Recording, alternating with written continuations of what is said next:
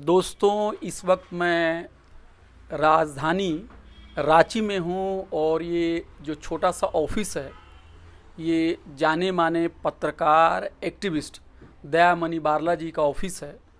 और यहाँ पे हम दयामणि बारला जी से आज एक बहुत ही अहम विषय पे चर्चा करेंगे कि बतौर पत्रकार दयामणि बारला जी का क्या अनुभव रहा है, पत्रकारिता से दयामणि बारला जी का क्या अर्थ है, पत्रकारिता को कैसे परिभाषित करती हैं। और एक चीज़ मुझे काफ़ी जो दुख पहुंचाती है वो ये है कि भारत दुनिया का एक बहुत बड़ा लोकतंत्र के तौर पर पेश किया जाता है और इसकी अर्थव्यवस्था भी कही जा रही है कि अब दुनिया में तीसरे या चौथे नंबर पे आने वाली है। लेकिन यहाँ का जो मीडिया है वो वंचितों के सवाल को, आदिवासियों के सवाल को, दलितों के सवाल को, पिछड़ों के सवाल को, अल्पसंख्यकों के सवाल को, मजदूरों और किसानों के सवाल को कभी ईमानदारी से नहीं उठाता। यहाँ तक कि उनके आंदोलन को बदनाम करने की कोशिश करता है और सत्ता पक्ष की बातों को ही फैलाने का काम करता है। इस देश में एक दलित, एक आदिवासी राष्ट्रपति जो सबसे बड़ा पद है वहाँ पहुँच सकता है, लेकिन एक पत्रकार नहीं बन सकता है, किसी बड़े अखबार का एडिटर नहीं बन सकता है। अभी तक कोई दलित और आदिवासी किसी बड़े मुख्यधारा के हिंदी और अंग्रेज़ी अखबार का कोई भी एडिटर नहीं बन पाया है। तो इसी पूरे संदर्भ में हम दयामणि बारला जी से बात करेंगे और हमारा मकसद यही है कि जो भी आदिवासी, दलित, अल्पसंख्यक, पिछड़े और जो भी वंचित समाज के, बहुजन समाज के जो पत्रकार हैं उनकी जीवनी के बारे में जानें, वो क्या पत्रकारिता के बारे में समझते हैं उसके बारे में जानें और इन चीज़ों को हम मेन स्ट्रीम में लाएं ताकि जो नए नौजवान हैं, जो सामाजिक इंसाफ से जिनका सरोकार है, वो इनकी जीवनी से बहुत कुछ सीखें और वंचितों की आवाज़ बने। दयामणि बारला जी, आपका बहुत बहुत शुक्रिया। जोहार। तो सबसे पहला सवाल तो मैं यही पूछूंगा आपसे कि आप इतनी मुश्किल परिस्थितियों में पैदा होके, आदिवासी तो आज कहीं भी किसी भी अखबार में एडिटर या बड़े पोस्ट पे नहीं दिखता, ऊपर से आप महिला भी हैं, तो आपने कैसे पत्रकारिता जैसे एक बहुत ही ऊंचे लोगों का प्रोफेशन, तथाकथित ऊंचे लोगों का प्रोफेशन, सवर्ण लोगों का प्रोफेशन, उसमें कैसे अपनी जगह बनाई? पत्रकार बनने का आपके दिल में कैसी इच्छा पैदा हुई? कुछ अपने शुरुआती जीवन के बारे में बताइए। सभी साथियों को फिर से मैं जोहार बोलना चाहती हूँ, जोहार देना चाहती हूँ। आपने जो सवाल किए वो सही मायने में आज के लिए बहुत ही चुनौती भरा इसका जवाब भी, सवाल भी है और जवाब भी है। इसलिए कि जहाँ से हम लोग अपना ये समझ बनाना शुरू किए थे, विशेष करके मैं कोयलकारों आंदोलन में, जैसे बड़े जो आंदोलन हैं, ये विशुद्ध रूप से आदिवासी मूलवासियों का अपने संसाधन में सामाजिक की सामुदायिक का लीडरशिप के अंतर्गत में ये जो आंदोलन था, इस आंदोलन में मैं शामिल होने का मौका मिला और वहाँ के जो आंदोलन में जितने लीडर थे, सामाजिक लीडर थे, और उसमें अब स्वर्गीय राजा पौलिस गुड़िया जैसे जो लीडर थे और दादा सोमा मुंडा जैसे लीडर हैं, और उनके साथ तमाम इतने बड़े आंदोलन के जो लीडर थे, उन लोगों के साथ खड़ा होना, उन लोगों से सीखना और उन लोगों के जीवन से समाज के लिए लड़ने, समाज के लिए बोलने और समाज को बचाने का तौर तरीका सीखने का उन्होंने एक अवसर मुझे दिया। और तभी मैं अखबार के पन्नों को भी मैं पलटती थी। तब अखबार के पन्ने कुछ और बोलते थे और आदिवासियों का जो आंदोलन था, वो आंदोलन के भीतर जो तमाम ताकतें थी, तमाम जो आपका ताना बाना था, जो जल जंगल ज़मीन के साथ, उनके भाषा और संस्कृति के साथ, आदिवासियों की सामूहिकता के साथ, आदिवासियों का ज़िंदगी के साथ और आदिवासियों का इतिहास के साथ जो ताना बाना जुड़ा हुआ था, वो एक तरफ था। और जब अखबार के पन्नों को पलट के देखते थे तो उसमें आंदोलन में जब मैं गई और आंदोलन को में मैं सक्रिय रूप से भाग लेना शुरू की, तब अखबार के पन्ने कहते थे कि आदिवासी कोयल कारो परियोजना का विरोध कर रहे हैं। और विरोध तो कर रहे हैं, लेकिन उसमें बामुश्किल से वो एक दो लाइन रहता था कि आदिवासी जंगल बचाने के लिए, ज़मीन बचाने के लिए ये कोयल कारो परियोजना का विरोध कर रहे हैं। लेकिन उसके अंदर में वो लोग नहीं बताते थे कि ये जो जंगल और ज़मीन से जब आदिवासी अलग होंगे और डैम बनेगा तो आदिवासी और जंगल और ज़मीन अलग हो जाएगा, उनकी खेती किसानी अलग हो जाएगी, पानी में डूब जाएगी, और तो उनकी भाषा और संस्कृति भी ख़त्म हो जाएगी और उनकी जो सामूहिकता है वो भी ख़त्म हो जाएगी। और उनका जो संघर्ष का इतिहास, जहाँ हम लोग जानते हैं कि आदिवासी जहाँ पर भी बसे, जिस भी इलाका में देश में बसने का काम किया, सांप भाग भालू से लड़के उन्होंने ज़मीन को आबाद किया और वो अपना गांव बनाया, बसाया। और गांव बसाया, गांव बसाने के साथ साथ अपनी भाषा, वो नदी और पहाड़ के साथ ही उनकी भाषा संस्कृति भी विकसित हुई। उनका जो सामाजिक मूल्य, और जिसमें कि हम उनका नाम की बात करते हैं, उनका टाइटल किली की बात करते हैं, तो पहाड़ से जुड़ा हुआ है, बाघ भालुओं से जुड़ा हुआ है, पेड़ों से जुड़ा हुआ है, चिड़ियों से जुड़ा हुआ है। ये उनका संस्कृति का एक हिस्सा है और उनका इतिहास भी है। तो वो इतिहास किस तरह से आदिवासी लोगों का ज़मीन और जंगल से अलग होने के बाद वो इतिहास किस तरह से ख़त्म होगा, वो तमाम चीज़ें अखबारों में नहीं होती थी। तब वहीं से उस समय निश्चित रूप से उस समय के जो पत्रकार, अभी तो अंग्रेजी अखबार का जो एक पत्रकार था, मैं याद करती हूँ, वो ठाकुर जी थे। वो जाते थे कोयल कारो परियोजना का जो ये इसको स्टोरी कवर करने के लिए फैसल जी जाते थे, वासुवी जी जाते थे। तो उन लोगों के साथ हम लोगों का घनिष्ठता आगे बढ़ते गया। और जब कोयल कारो आंदोलन हम लोगों ने पूरी तरह से, एक तो हम लोगों का जो कोयल कारो आंदोलन में था कि हमारा भाषा और संस्कृति का आप पुनर्वास नहीं कर सकते हो, हमारा सरना और संस्कृति का पुनर्वास नहीं कर सकते हो। सरकार कहती थी कि हम इसका पुनर्वास करेंगे, उसका पुनर्वास करेंगे और हम इसके बदले हम मुआवजा देंगे।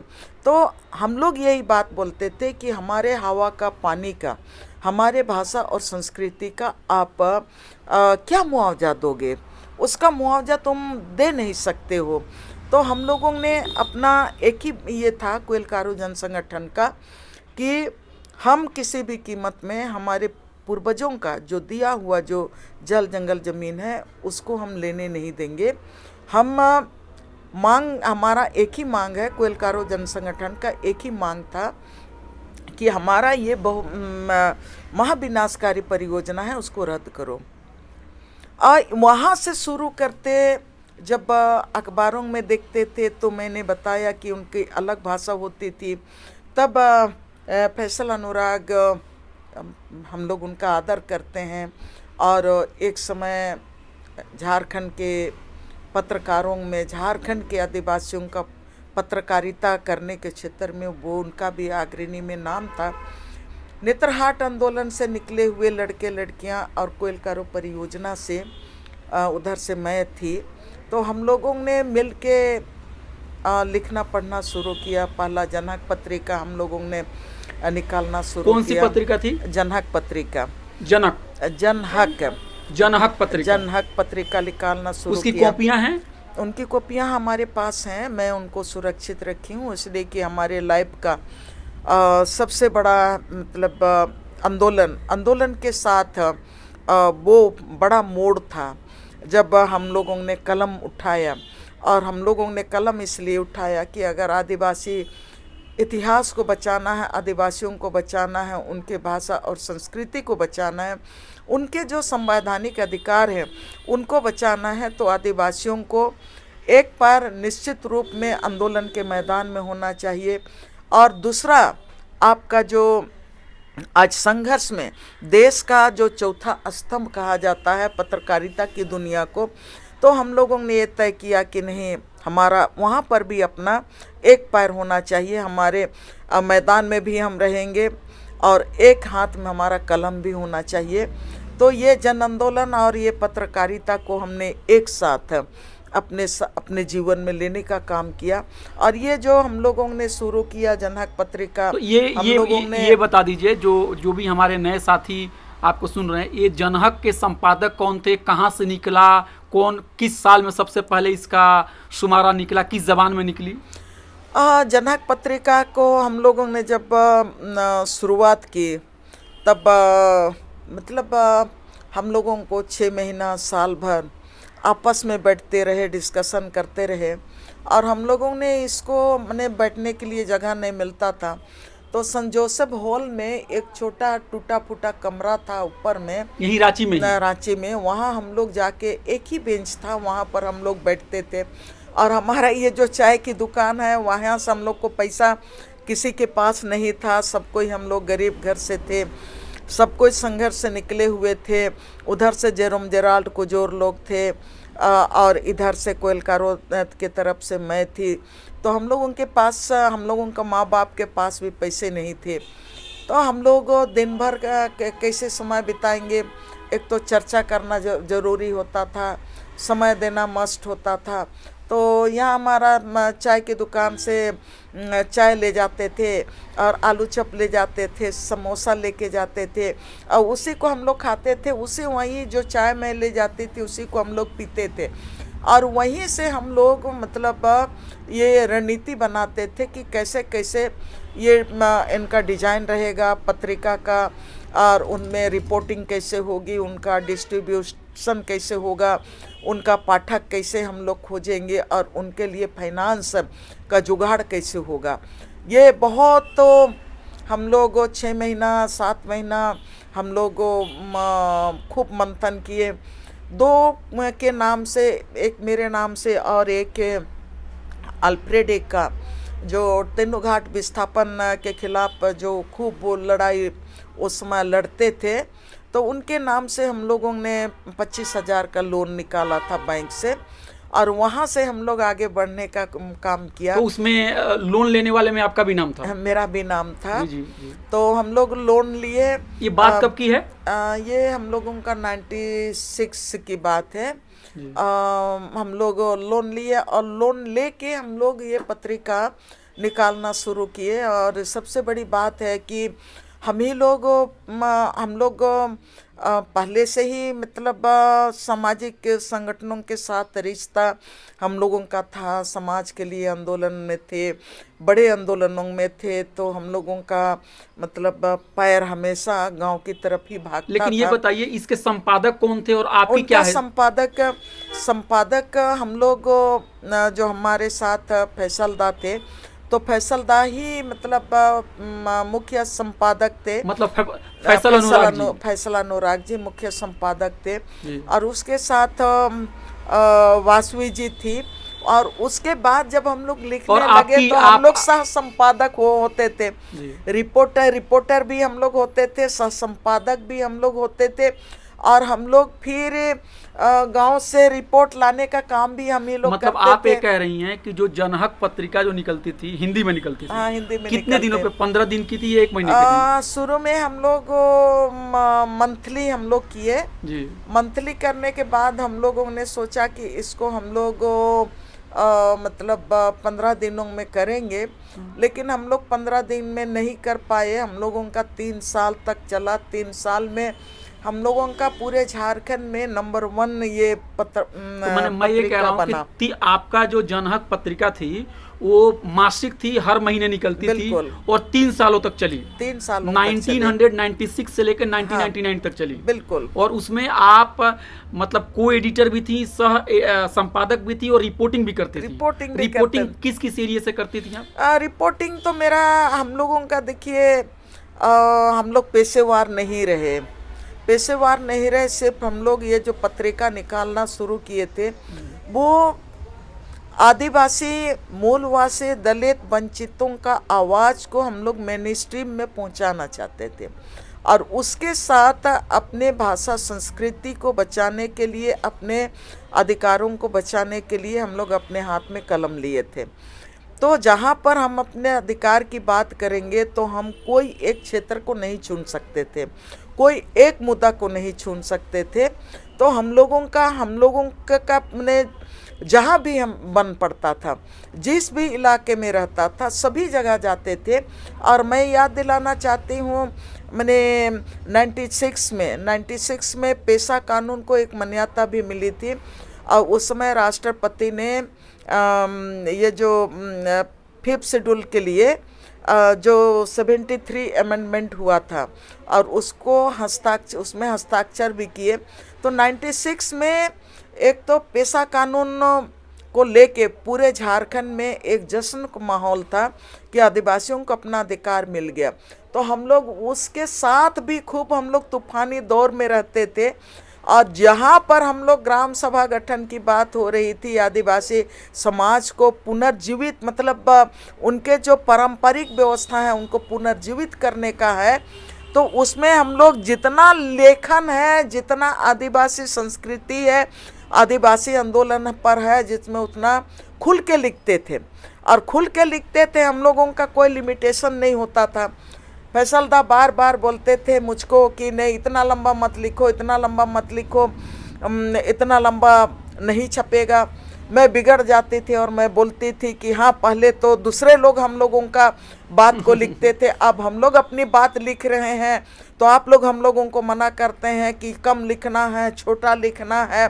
तो हम बिगड़ जाते थे और मैं बोलती थी कि नहीं, जितना लंबा लिखना है लिखेंगे, पत्रिका हमारी है, आपको छापना है, आप जितना है, आप हमको जितना पेज जाएगा, आप इसमें सूटेबल जितना भी एडिट करना है आप एडिट कीजिए, लेकिन छोटा नहीं होना चाहिए। तो 3 पेज 4 पेज जो भी रहता था ना हम लोगों का, हम लोग लड़ के छपवा लेते थे। असली की अपनी अखबार, हम पत्रिका हमारी थी, हम अपने संसाधन लगाते थे, हम अपने मेहनत से घूमते थे, अपने गांव का समस्या था, अपना इतिहास का मामला था। तो ये हम लोगों के लिए जनहक पत्रिका, आदिवासी, मेरे साथ और भी कई आदिवासी लड़के लड़कियों को पत्रकार बनाया। अच्छा, जनहक पत्रिका, मतलब जनहक पत्रिका ने प्लेटफॉर्म दिया बहुत सारे आदिवासी बिल्कुल लेखकों को, पत्रकारों को। बिल्कुल। जी। अच्छा, एक सवाल मैं आपसे पूछना चाहता हूँ, आपने क्या कभी पत्रकारिता की पढ़ाई की है, या आप आंदोलन की वजह से ही पत्रकार बनी, और आपका एजुकेशनल क्वालिफिकेशन क्या है, ये भी जरा बता दीजिए। देखिए, पत्रकार बनने के लिए मुझको नहीं लगता है कि उसमें आपको कोर्स करना पड़ेगा। जी।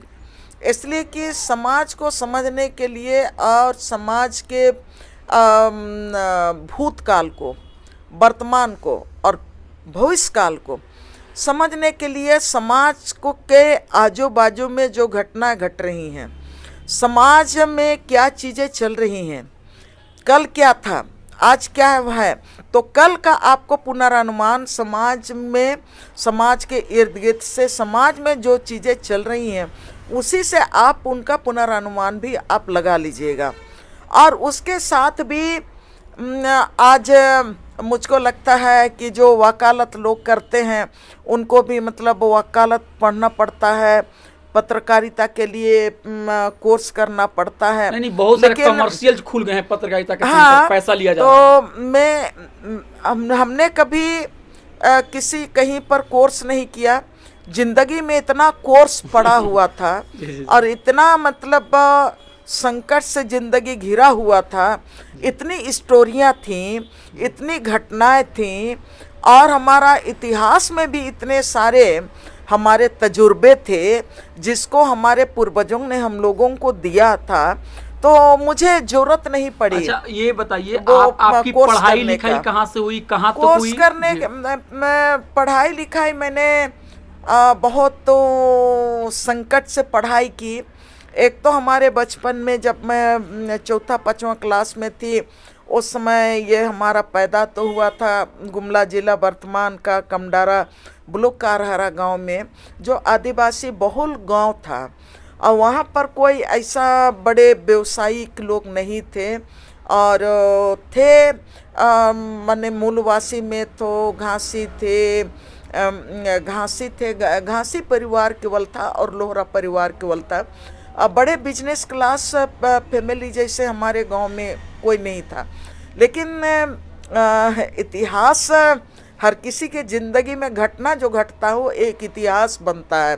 तो हमारे परिवार के साथ हमारे माँ बाप, मेरा पिताजी का नाम स्वर्गीय जूरा बारला, हमारी माँ का नाम स्वर्गीय हिसिया बारला था।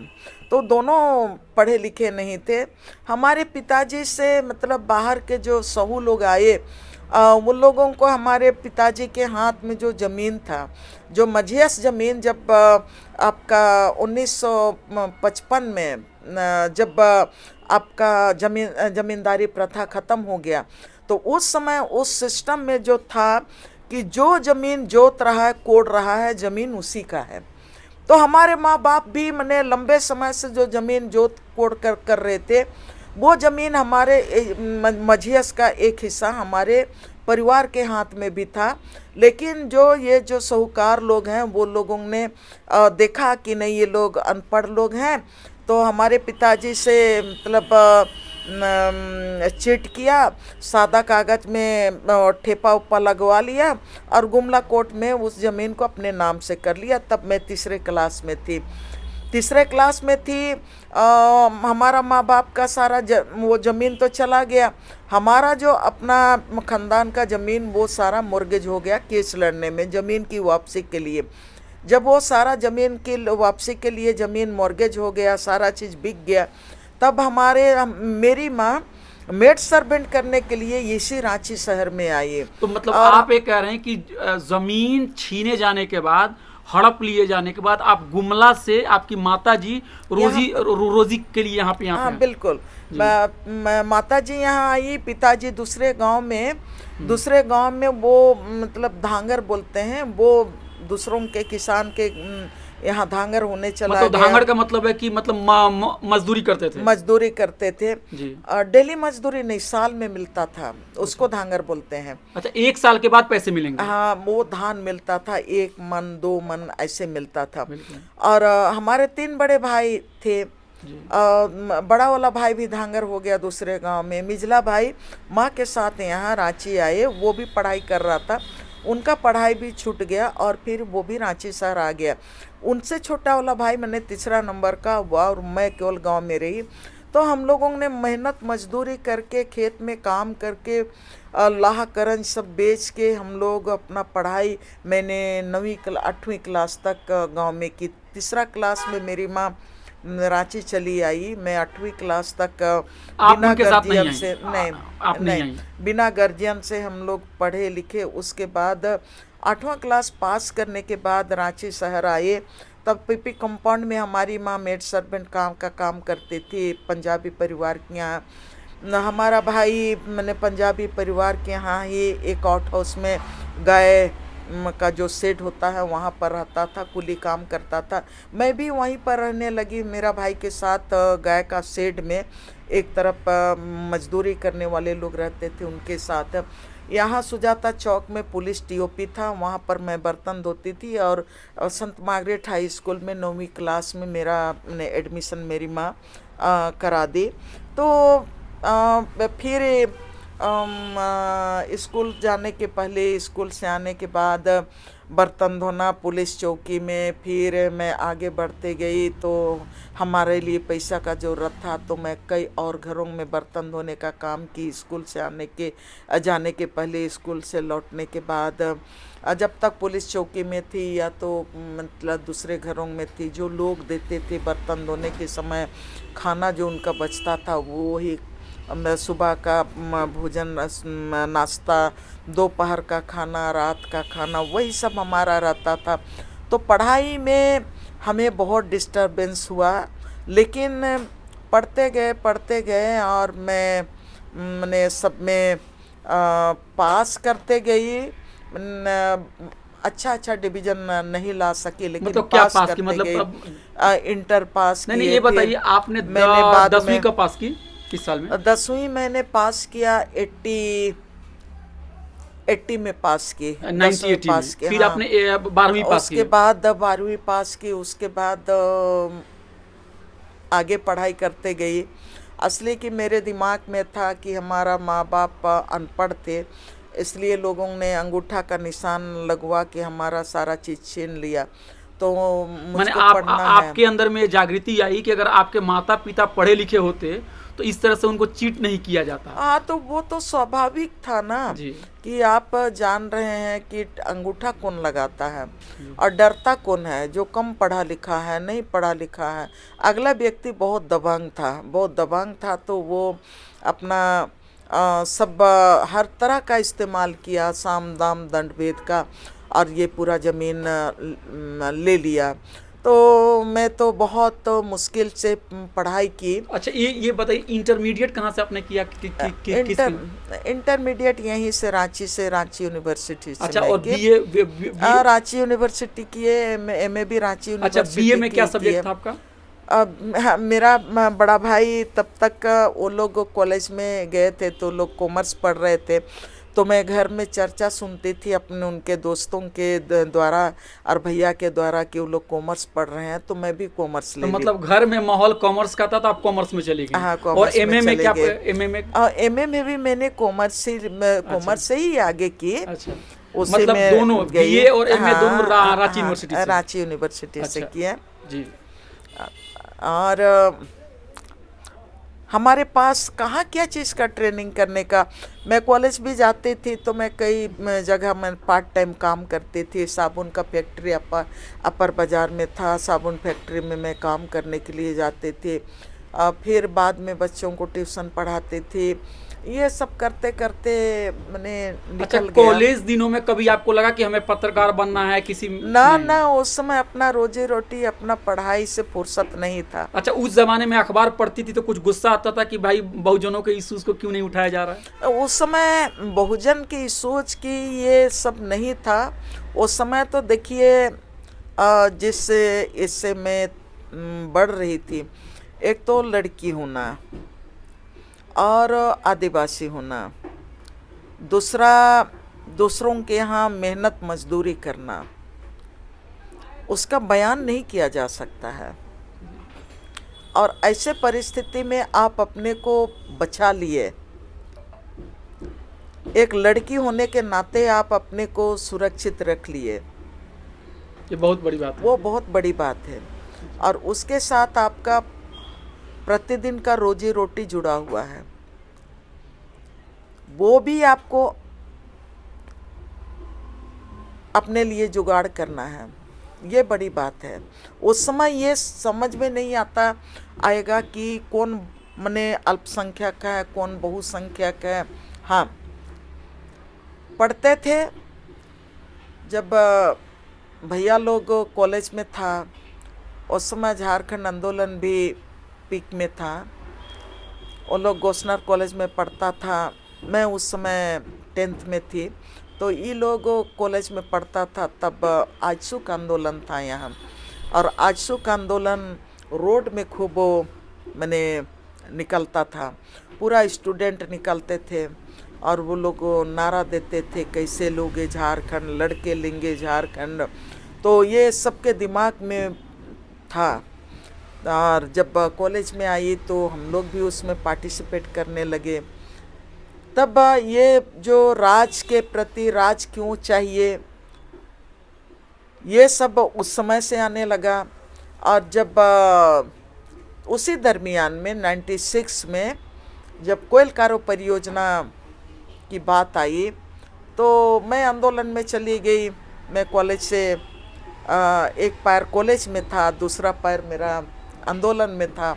तब ये मतलब खेल समझ में आने लगा। तभी का मैं पहले ही बता दी, इसलिए कि आपने पहले मुझसे पत्रकारिता के बारे में आपने पूछा, तो मैं पहले पत्रकारिता की बात की। तो और मतलब आपकी बातों से जो एक बात बिल्कुल साफ तौर पर जाहिर हो रही है कि पत्रकार को पत्रकार बनने के लिए किसी इदारे, किसी संस्था, पैसे लेकर डिग्री देने वाले कॉलेज और यूनिवर्सिटी के पास जाने के बजाय उसे जन आंदोलन, लोगों के बीच जाना चाहिए, क्योंकि जब लोगों के दुख दर्द को वो समझेंगे तभी वो लिख पाएंगे। मैं सही हूँ? एक चीज़ है, प्रोफेशनल बनना चाहते हैं, यहाँ दो चीज़ें हैं। प्रोफेशनल पत्रकार बनना चाहते हैं तो आपको हो सकता है उन संस्थानों में सर्टिफिकेट के लिए जाना पड़ेगा, जहाँ पर आप अपनी ज़िंदगी को एक प्रोफेशनल लाइफ में, पत्रकारिता भी दो तरह का होता है, उसमें आप कहाँ पर जाएंगे। पत्रकारिता में आने के बाद मैंने देखा कि आप मिनिस्ट्री में जाना चाहते हैं, और मिनिस्ट्री में जाना चाहते हैं, पत्रकार बनना चाहते हैं, आपको सर्टिफिकेट की ज़रूरत होगी, इसलिए कि आपको मैंने अपने तरह से जीने का, अपने तरह से काम करने का आपको सिस्टम में रहना है।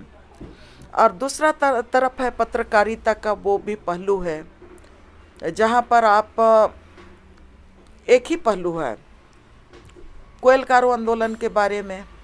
मेन स्ट्रीम पत्रकार लिखेगा कि कोयल कारो आंदोलन का आदिवासी लोग विरोध कर रहे हैं, और उनके भीतर की चीज़ें आपको उससे कोई मतलब नहीं है।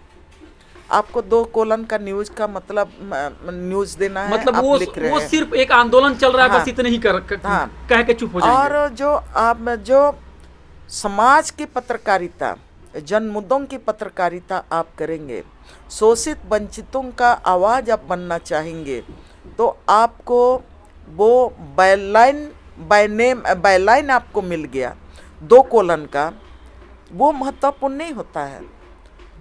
आपको उनके गर्त में जाना पड़ेगा, जहाँ पर कि जिससे आप अपने लोगों के लिए एक मजबूत आवाज़ बनेंगे। तो एक मजबूत आवाज़ बनने के लिए आज की तारीख में मैं नहीं सोचती हूँ कि बिजू टोपो ने कहीं से कोई संस्थान से मैंने वीडियोग्राफी का वो ट्रेनिंग लिया हो, और बाकी लोगों की भी मैं आज की तारीख में मैं बात करूँगी तो वो लोग कहीं से वैसा ट्रेनिंग किए हों।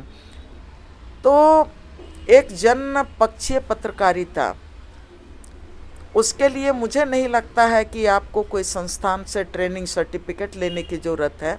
हाँ, मैं हरिवंश जी को धन्यवाद देना चाहती हूँ कि हरिवंश जी ने जो प्रभात खबर के उस समय प्रधान संपादक थे, वो अलग तरीके से मैंने अखबार को भी पाठ करके समय समय में उनको देखे, वो देख रहे थे, एक्सपेरिमेंट करके देख रहे थे। पहला तो यहाँ पर जितने भी मैंने अखबार लॉन्च किया यहाँ झारखंड में, झारखंड अलग राज्य बना नहीं था उस समय आपका यहाँ पर रांची एक्सप्रेस भी था, आज भी था, और ये जो प्रभात खबर था। बाद में वो आपका हिंदुस्तान आया, दैनिक जागरण आया, दैनिक भास्कर आया। अभी तो मैं मार्केट में दर्जनों मतलब हिंदी न्यूज़पेपर को मैं देखती हूँ। तो हरिवंश जी ने एक चीज़ एक्सपेरिमेंट करने का काम किया और उनको देखे कि यहाँ के भाषा और संस्कृति को, यहाँ के आदिवासियों के संघर्ष को, आदिवासियों के इतिहास को एक जगह देने का काम किया। प्रभात खबर आज अपने बदौलत जो कह रहा है कि आंदोलन नहीं, अखबार नहीं आंदोलन है, लेकिन वो हरिवंश जी ने उस चीज़ को मैंने स्थापित करके गए। अब वो एक पेज, 2 पेज, हमेशा जब से मैं जान रही हूँ हम लोगों ने लिखना शुरू किया 96-97 से, प्रभात खबर में हम लोग, मैं मुंडा हूँ, मुंडा कोलन भी शुरू किए थे हरिवंश जी ने, उरांव से भी कोलन शुरू किए थे, खड़िया से भी कोलन शुरू किए थे हो, और संथाल से, नागपुरी से भी कोलन शुरू किए थे। उसमें इतिहास की भी बातें थी, उसमें कविताओं की भी बातें थी, गीत संगीत की भी बातें थी।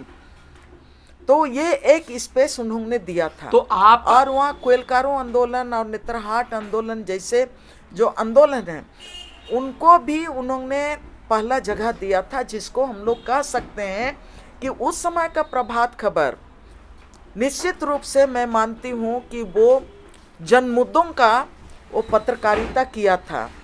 और संपादक की बात करेंगे तो जनमुद्दों के साथ हरिवंश जी भी प्रभात खबर को एक आंदोलन का रूप देने का काम किया था। तो ये जो मैंने वहाँ प्रभात खबर को और हरिवंश जी को देखने का, हरिवंश जी के साथ रह के जो हम लोगों ने समझा और देखा, हरिवंश जी ने एक काम मैंने विकास योजनाओं के लिए शुरू किया था। वो काम मुझको लगता है कि मैं भी कोयलकारो इलाका से मैं भी एक गांव को ली थी, सेलदा गांव को। हरिवंश जी ने कहा कि नहीं, हम लोग गांव को गोद लेते हैं, और गांव को गोद लेते हैं हम लोग 1 साल 2 साल तक एक गांव का रिपोर्टिंग लगातार करते हैं। तो हम लोग देखेंगे कि 2 साल में वो गांव का डेवलपमेंट क्या हो सकता है, किस तरह से हो सकता है, और आदिवासी युवाओं को शिक्षा के क्षेत्र में किस तरह से आगे बढ़ाया जा सकता है। तो हम लोग कुछ गांवों को लेके हम लोग लगातार उन गांवों में जाते थे, लगातार उन गांवों की रिपोर्टिंग करते थे, और वहाँ पर लगातार हम लोग ने पिछला महीना गांव क्या था, अभी क्या है, क्या प्रगति किया है, उन तमाम चीज़ों को लेके हम लोग लगातार बात करते थे। तो एक्सपेरिमेंट के तौर पर उन्होंने मैंने ये काम करने का कोशिश किया था। तो निश्चित रूप से उसको ये मानते हैं कि जनपक्षीय, जन मुद्दों को लेके ये पत्रकारिता था। तो और हरिवंश जी मतलब हम लोग बहुत सारे आदिवासी लड़के लड़कियों को ये जो जगह दिए, और मुझको हरिवंश जी ने जब मुझको काउंटर मीडिया अवार्ड मिला पत्रकारिता के क्षेत्र में। काउंटर मीडिया अवार्ड जी किसने दिया आपको? काउंटर मीडिया अवार्ड हमारे देश के जाने माने युवा पत्रकार पी साईनाथ जी, उन्होंने लिखा था एवरीबॉडी लव्स टू ड्रॉट। तो उसमें जो उनको रॉयल्टी मिला था उससे वो देखे थे, वो जैसे बोलते हैं कि उतना बड़े पत्रकार होने के बावजूद भी वो जब इस पे सूखा पर उन्होंने आदिवासी क्षेत्र के 3-4 राज्यों में घूम के आदिवासी इलाके का सुखाड़ पर उन्होंने रिपोर्टिंग किया था, और वो जो रिपोर्टिंग था उसको वो चाह रहे थे कि कोई संपादक उसको किताब के रूप में, वो रिपोर्ट बड़ी रिपोर्ट थी तो उसको किताब के रूप में उसको छाप दे।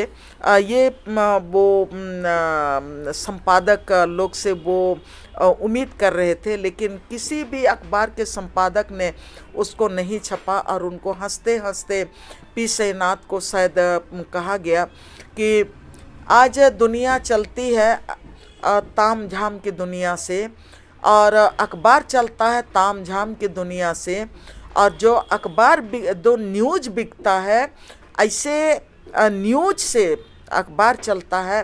तुम तो ये गरीबों की बात को लेके आए हो, जहाँ से मैंने कोई मतलब मार्केटिंग नहीं हो सकता है गरीबों की बातें, आदिवासियों की बातें, तब उनको बहुत तकलीफ लगा। तब उन्होंने बहुत मेहनत करके जो किताब उनका आया, तो उसको कोई कहीं से उनको उनकी किताब छपी, तो उन्होंने ठान लिया कि जो नए पत्रकार हैं, ग्रामीण क्षेत्र में जो पत्रकारिता है उनको बढ़ाना है।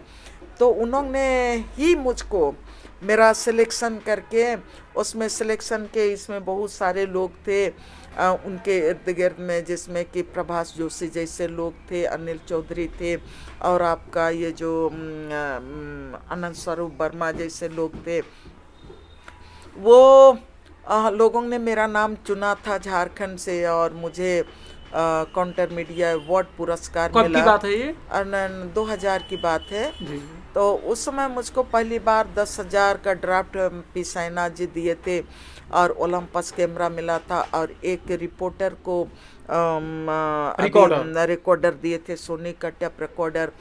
तो उसके बाद प्रभात खबर ने भी हमारी चीज़ों को ज़्यादा प्रमुखता के साथ छापने लगे। तो मैं ये कहूँ कि आपने पत्रकारिता में जनहक जो मासिक पत्रिका थी उससे शुरुआत की, 3 सालों तक वो चला, और उसके बाद से आप प्रभात खबर में जुड़ी?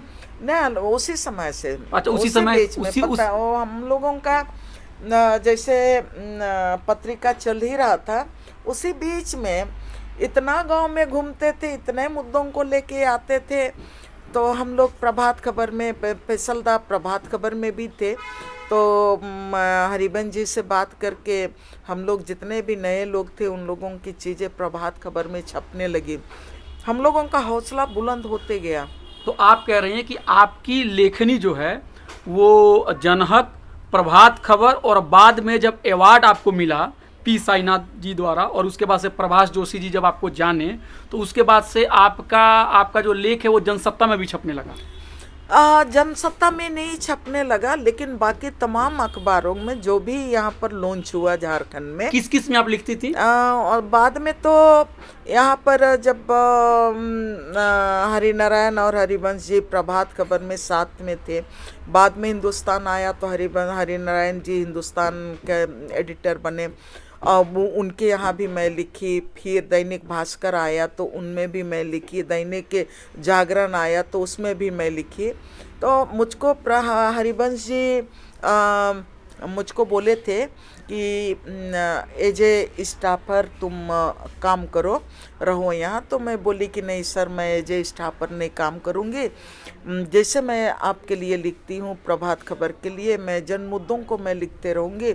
आपसे इतना ही आग्रह है कि आप जिस तरह से मुझको स्पेस देते आए हैं, कल भी मेरे लिए आप स्पेस रख दीजिएगा। लेकिन सवाल ये है, एक सवाल मैं पूछना चाहता हूँ कि आपने प्रशंसा की हरिवंश जी बतौर संपादक और प्रभात खबर अखबार, लेकिन आज के दौर में जब हम प्रभात खबर को पलट के देखते हैं, मैंने वो दौर नहीं देखा, लेकिन जब मैं अपने दौर में प्रभात खबर को उलट के देखता हूँ, तो जो भी बाकी के हिंदी अखबार हैं उससे उनका जो रिपोर्टिंग है या संपादकीय पेजेस पे जिस तरह के लेख छपते हैं, बहुत अब अंतर नहीं रह गया है। और हरिवंश जी जो एक ज़माने में झारखंड आंदोलन के साथ जुड़े हुए थे, आज हरिवंश जी भी उस झारखंड आंदोलन के पास न पहुंच के सत्ता के गलियारों में पहुंच चुके हैं। तो क्या आपको दुख होता है इस बात को लेके? देखिए, एक चीज़ वो अपना अपना दृष्टिकोण है। मुझ में कोई गिला शिकवा नहीं है। मैं जिनको नाम देना है, जो समय के साथ है, जिनको मैंने जो समाज के साथ हैं, उनके साथ अगर 1 मिनट भी खड़ा हुआ है तो उनको मैं श्रेय देती हूँ। और इसीलिए मैं हरिवंश जी के बारे में या तो प्रभात खबर में के बारे में मैं बोल रही हूँ, इसलिए कि निश्चित रूप से मुझको वो दौर भी याद है जब मैंने भ्रष्टाचार के खिलाफ मैं लिखी, तो शायद ही हरिवंश जी ने हमारी कोई रिपोर्ट को रोके हैं। मैं कितने वीडियो के खिलाफ में, सीओ के खिलाफ में, मनरेगा में भ्रष्टाचार के खिलाफ में, तमाम भ्रष्टाचार के खिलाफ में मैं बहुत रिपोर्ट लिखी, लेकिन हरिवंश जी ने कभी हमारे रिपोर्ट को उन्होंने रोका नहीं। और मैं एक बात हरिवंश जी के बारे में, वो हमारी केवल नहीं, बहुत सारे मैंने जो आदिवासी लड़के लड़कियों को जगह दिए। आज की तारीख में आप ज्योत्सना सिलाडांग जैसे लोग हैं जो आज मिनिस्ट्री पत्र इसमें काम करती हैं, मीडिया में काम करती हैं, वो लोग भी वहीं के लेकिन आपको ये उम्मीद तो मैं हरिवंश जी के बारे में आपने जो सवाल किए कि आज वो सत्ता के गलियारे में चला गया, तो मैं उनको गलत नहीं मानती हूँ। तकलीफ तो होती होगी नहीं, अगर आपके आसपास होते। तकलीफ एक ही होती है। तकलीफ वो होती है कि हरिवंश जी ने जो किया उसके लिए मैं क्रेडिट देती हूँ। प्रभात खबर में हम लोगों को जो जगह दिए उसके लिए मैं हरिवंश जी को क्रेडिट देती हूँ। एक उम्मीद हम लोग करते थे, जिन किसानों के सवालों को लेके हरिवंश जी या तो आदिवासियों के सवालों को लेके, दलितों के सवाल को लेके अखबार का एक पहचान बना, उनके सवालों को लेके हम लोग लिखते रहे और एक पहचान बना। लेकिन जब वो राज्यसभा में गए तो किसानों के सवाल को लेके राज्यसभा में बहस नहीं होने दिया। जो किसान आंदोलन का जो मामला था, मुद्दा था, उसको लेके बस वहीं पर एक टीस हमारा रहता है कि जैसे मुद्दों को लेके आगे बढ़े और राज्यसभा पहुँचे, तो राज्यसभा में उनको जब मौका मिला तो वो किसानों के सवाल जो पूरे देश के, वो सिर्फ किसानों के खेत में अन्न पैदा करने वाले किसानों की बात नहीं है, लेकिन पूरे देश की, अगर मैंने जो आंकड़े की बात करेंगे कि 340 करोड़ जनता की बात करते हैं, तो अब तो ये 340 करोड़ से ज़्यादा करोड़ हो गया। हम लोग 400 करोड़ भी पहुंच गए, 500 करोड़ की जनता भी हो गए। इनके ज़िंदगी का सवाल है। किसान का मतलब उनके ज़िंदगी का सवाल है, उनके सस्टेनेबिलिटी का सवाल है और उनके पूरे पर्यावरण संरक्षण का भी सवाल है। तो उनके ज़िंदगी के सवाल पर जब बहस होने वाला था और देश में किसान आंदोलन इतना मजबूत रहा, 2020 और 21 की बात करेंगे तो किसान आंदोलन ही देश में सिर्फ और सिर्फ किसान आंदोलन ने देश को एक नया जीवन दिया है। और वो किसान आंदोलन 3 कृषि बिल के खिलाफ में था और कारपोरेटी किसानों के ज़िंदगी, किसानों के जो अपना ट्रेडिशनल ये हैं उसको कारपोरेट के हाथ में नहीं सौंपने से रोकने देने के खिलाफ में वो बिल था, उसके खिलाफ में आंदोलन था। एमएसपी तय करने के खिलाफ, तय करने की मांग को लेके वो आंदोलन था। तो उसको बहस नहीं होने दिया। बस वहाँ पर मेरा उसका मुझको टिस है। अच्छा, एक सवाल ये, इस देश में एक आदिवासी राष्ट्रपति है, लेकिन किसी बड़े अखबार में कोई एडिटर नहीं है, इस विरोधाभास पे आप क्या कहेंगे? देखिए, आपने जो सवाल पूछा कि सिर्फ अखबार की दुनिया को लेके आप पूछे, मैं हमेशा सवाल उठाते रहती हूँ। सवाल ये उठाते रहती हूँ कि लोग बोलते हैं हम लोग ज़मीन से जुड़े हुए हैं, ज़मीन के आंदोलन के चलते ही मेरी पहचान है और ज़मीन के आंदोलन को ही लेके मैं एक पैर मेरा ज़मीन के आंदोलन में रहा और एक तरफ मेरे हाथ में कलम भी रहा। तो मेरा फोकस कहीं ना कहीं, ये पहले ही मैंने शुरू में जो बात बोले, जल जंगल ज़मीन पर्यावरण, और उसी में तमाम ताना बाना जुड़ा हुआ है, उसको बचाने का मेरा अपना संकल्प है। तो ये जो मैं बार बार बोलती हूँ कि लोग बोलते हैं कि देश विकास के तरफ जा रहा है और लोग हम लोग से सवाल करते हैं कि नहीं विकास, आप लोग ज़मीन नहीं देते हैं तो कारखाना कैसे बनेगा, देश का विकास कैसे होगा। मैं हमेशा सवाल करती हूँ कि विकास का मतलब क्या है। तो विकास का मतलब ये है, आपने सिर्फ पत्रकारिता पर सवाल किए, लेकिन मैं जितने भी पूरे झारखंड में या तो पूरे देश भर में आप देखिएगा, जहाँ पर भी एक तरफ जमीन लोग दिए, लोग विस्थापित हुए, चाहे आदिवासी समाज की बात करेंगे या तो गैर आदिवासी समाज की ही बात करेंगे। एक तरफ जो जमीन देने वाले और जो विस्थापित होने वाले, जमीन से जो उजड़ गए हैं, क्या उसमें हम यहाँ पर एचईसी की बात करेंगे, टाटा कंपनी की बात करेंगे, यहाँ पर हम क्या बोलते हैं बोकारो स्टील प्लांट की बात करेंगे, या तो जितना भी कोलियारी हैं वहाँ की बात करेंगे, तो आदिवासी कितने जो ज़मीन देने वाले, कितने लोग हायर पोस्ट में हैं, कितने लोग हायर पोस्ट में रह के वो डिसीजन मेकिंग की भूमिका में हैं, डिसीजन मेकर के रूप में कितने लोग हैं, और जो वहाँ पर डिसीजन अगर लिया जाता है तो उसको इम्प्लीमेंटर के रूप में कितने लोग हैं।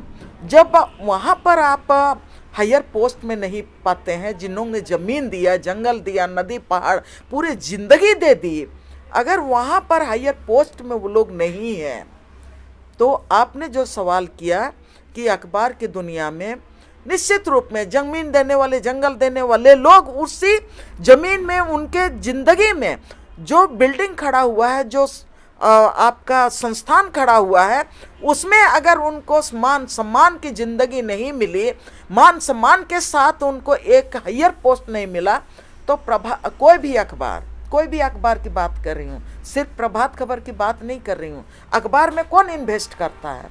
पैसे वाले करते हैं। पैसे वाले करते हैं। तो पैसे वाले वो जो जल जंगल जमीन की बात करने वाले, जल जंगल जमीन की आवाज़ उठाने वाले लोग, आदिवासी, दलित और पिछड़े लोगों की बात करने वाले लोग, वहाँ पर कैसे उनका कलम चलेगा और कैसे वहाँ पर वो आपका क्या बोलते हैं, आपने जो सवाल किया एडिटर रहेगा, कैसे एडिटर रहेगा। यहीं पर मैं देख रही थी, आप देखिए करीब यहाँ पर जितने भी आज की तारीख में अखबार हैं, मैं पूछ रही थी पिछले समय जब आदिवासी पत्रकारों को ढूंढा जा रहा था, या तो अखबार कभी कभी हम लोगों को बोलता है कि नहीं आदिवासी पत्रकारों पर कुछ लिखिए, तो हम ढूंढते रहते हैं। तब पिछले बार मैं आदिवासी पत्रकार लेखकों को मैं ढूंढ रही थी, तब देखे कि यहाँ पर करीब 1100 रिपोर्टर्स हैं आदिवासी नहीं टोटल मतलब तो 1100 में, मतलब रांची में या पूरे झारखंड में भी शायद रांची में 1100 पूरे पत्रकार हैं। हाँ जी, सारे समुदाय से। हाँ, तो उसमें मैं ढूंढ रही थी कि मैंने आदिवासी कितने हैं स्टाफ अखबार में कितने हैं, तो उसमें नाम लेना चाहिए नहीं लेना चाहिए, 2 हैं। मतलब आप कह रहे हैं कि 1100 पत्रकार रांची में जो काम कर रहे हैं, जो तमाम समुदाय से जिनका संबंध है, उसमें सिर्फ 2, इसमें सिर्फ 2 हैं। आप खोज लीजिए। अब वो भी छोटे ही पोस्ट पे होंगे। हाँ, तो साधारण रिपोर्टर्स हैं। अच्छा, तो आप ये हाल रांची का है, ये हाल झारखंड का है? नहीं, पूरे देश का यही हाल है जी।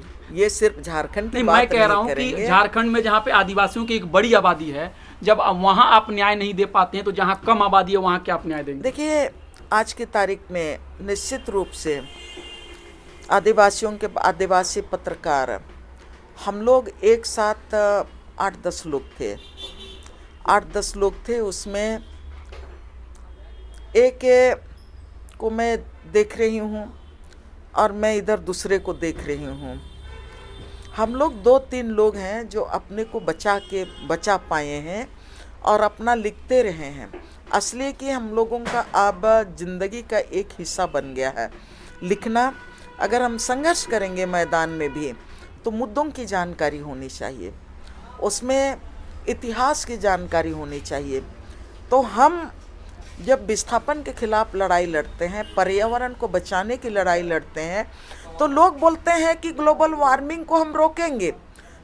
तो मेरे जैसा आदमी हंस के बोलता है कि अरे तुम ग्लोबल वार्मिंग कैसे रोक सकते हो, जब ज़मीन नहीं बचाओगे, जंगल नहीं बचाओगे, नदी और पहाड़ों को बचाओगे नहीं, और उसके लिए लड़ोगे नहीं, और उस तरह से आप जो कानून में बना हुआ जो नीतियां हैं उन नीतियों को आप मानोगे नहीं, तो ग्लोबल वार्मिंग कैसे रोक लोगे। तो मैं उसको अपने कलम से जब जरूरत होता है तो मैं लिखती हूँ। तो हम लोग कुछ लोग बचे हुए हैं, हम लोग को कौन आज की तारीख में पत्रकार मानता है? कोई मानता है? ज्यादातर लोग तो जो बड़ी बड़ी कुर्सियों पर बैठे हैं वो तो नहीं मानते हैं। ना, हम लोग को नहीं मानता है। हम लोग को पत्रकार के रूप में कोई कभी नाम भी नहीं लेता है। हम लोगों को तो बोलता है कि यहाँ जमीन लेने नहीं देते हैं, ये गांव लेने नहीं देते हैं, माइनिंग करने नहीं विकास देते में हैं। बाधक हैं। तो हम लोग को तो सब कोई बोलते हैं कि अरे ये तो देशद्रोही है, अच्छा, विकास विरोधी है। हम लोग को कौन पत्रकार मानता है? लेकिन हम लोग हैं, और हम लोग आज की भी चैलेंज करते हैं कि आपकी भाषा हो सकता है। हम लोग इसलिए कि हम लोग जिस जमीन से आते हैं, हम लोग जहाँ पर शिक्षा का कोई व्यवस्था नहीं है, स्वास्थ्य का कोई व्यवस्था नहीं है, दोपहर का खाने का कोई व्यवस्था नहीं है, वहाँ से हम लोग, हमारे लोग संघर्ष करके आ रहे हैं, आदिवासी दलित लेखक और लेखिका। तो निश्चित रूप से हर्षी दीर्घी में हम लोग चूक हो सकता है, हम लोगों का उच्चारण में चूक हो सकता है, लेकिन मुद्दों में हम लोगों के आगे कोई नहीं खड़ा हो सकता है। ये हम लोग चैलेंज करते हैं। दोस्तों, दयामणि बारला जी, आप देखिए इनके जज्बे को कि ये यहाँ पे झारखंड में आंदोलन से भी जुड़ी हुई हैं। इनका एक होटल भी है, झारखंड होटल, जहाँ पे बहुत ही सस्ते कीमत पे आपको खाने पीने की चीज़ मिलती है। और यहाँ पे गौसनर कॉलेज के पास आप जब चाहें तो झारखंड होटल में दयामणि बारला जी से आप मिल सकते हैं। और मैं भी इनको बहुत फॉलो करता हूँ। जहाँ कहीं पर भी ज़मीन लूटने के लिए जो भी साजिश होती हैं, जो भी बात इन तक पहुंचती है, इनके कान में पहुंचती हैं, ये दौड़ के वहां चली जाती हैं। इनके पास बहुत संसाधन नहीं है, लेकिन वो पर्यावरण को बचाने के लिए, लोगों तक बात पहुंचाने के लिए अपने तरीके से अपने जान तक को जोखिम में डाल देती हैं। आखिरी सवाल आपसे दयामणि जी, जो पत्रकार वंचित समाज से है, जो आदिवासी है, जो दलित है, पिछड़ा अल्पसंख्यक है, या जो भी इस धरती पे जहाँ कहीं भी लोग जो गैर आदिवासी भी हैं और जिनके दिलों में मानवता और समता है, अगर वो पत्रकार बनना चाहते हैं, उनके पास संसाधन नहीं है, तो आप बताइए आपकी निगाह में पत्रकारिता क्या है, उसकी अवधारणा क्या है, पत्रकार बेहतर कैसे बने और किन किन बातों का ख्याल रखें, ये एक अपना आखिरी निष्कर्ष बातें आप हमें बता दीजिए। देखिए, अगर आपको पहला समाज के प्रति आपकी संवेदना होनी चाहिए। समाज में क्या चीज़ घट रहा है, क्या चीज़ उनके इर्द गिर्द में कौन सी ताकतें हैं जो समाज पर हमला कर रही हैं, उन ताकतों को पहचानना ज़रूरी है। और आप में अपने समाज के प्रति ईमानदारी पूर्वक आपके समाज के प्रति आप में दर्द होना चाहिए, और समाज का दर्द को आपको अपना दर्द मानना पड़ेगा। आप जिस दिन व्यक्तिगत रूप से आप समझेंगे कि वो मेरा नहीं समाज का है, तो आप अच्छा पत्रकार नहीं बन सकते हैं, समाज का आवाज़ नहीं बन सकते हैं। मैं बस इतना ही कहती हूँ कि नदी के विपरीत धारा, काउंटर करेंट्स, हाँ, नदी के विपरीत धारा में बहने का, तैरने का अलग ही आनंद होता है।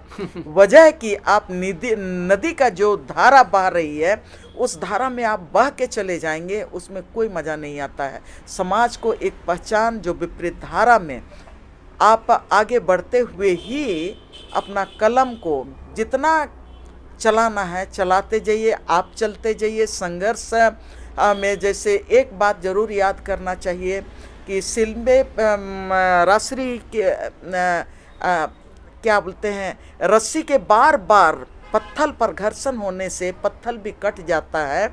ये हर मतलब लेखकों को, आंदोलनकारियों को अपने दिमाग में लेके चलना चाहिए। और हमारे पूर्वज भी इसी रास्ते से आंदोलन किए हैं, और हम लोग उनके उपज हैं। और अगर हम उनके उपज की बात करते हैं, उनके वारिस की बात करते हैं, तो वो लोग तो हम लोग से ज़्यादा संघर्ष किए, हम तो उनके सामने कुछ भी नहीं है। इस बात को अपने समाज के लिए हमेशा अपने दिमाग में रखना चाहिए।